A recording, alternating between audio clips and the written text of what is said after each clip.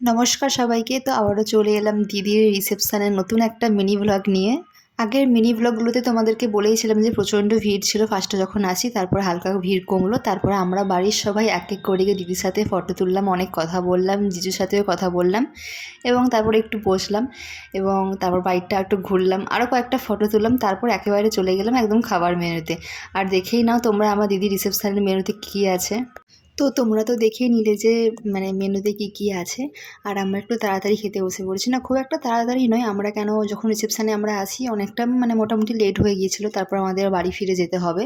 তো তার জন্য আমরা খেতে বসে গেছি। আর দেখতেই পাচ্ছ পাতে এখন পড়ে গেছে ভাত, লেবু, স্যালাড, ডাল, তারপরে একটা পটলের দোরমা, তারপর একটা মাছের একটা ঘন্ট টাইপের মতো ছিল, আমার ঠিক খেয়াল নেই। তারপর এদিকে মাছের একটা পেটি পড়ে গেছে, তারপর ছিল পোলাও আর হচ্ছে টপ টপে যে ছিল আর কি মাটন কষা। তারপর এখানে মিষ্টিও চলে এসেছে, আর মিষ্টি কিন্তু আমি দুটো নিয়েছি, সাথে আইসক্রিম। আর তারপর এখানে ছিল শাঁটমলা। তো খাওয়া দাওয়া কমপ্লিট করার পর দিদির সাথে আবারও এসেছি দেখা করতে। আর লাস্টে এই পানটা নিয়েছিলাম। তারপর দিদির সাথে একটা গ্রুপ ফটো তুলেছিলাম আমরা সবাই মিলে, জিজুরা মিলে। তারপর এই বাড়ি যাওয়ার জন্য চলে এসেছি।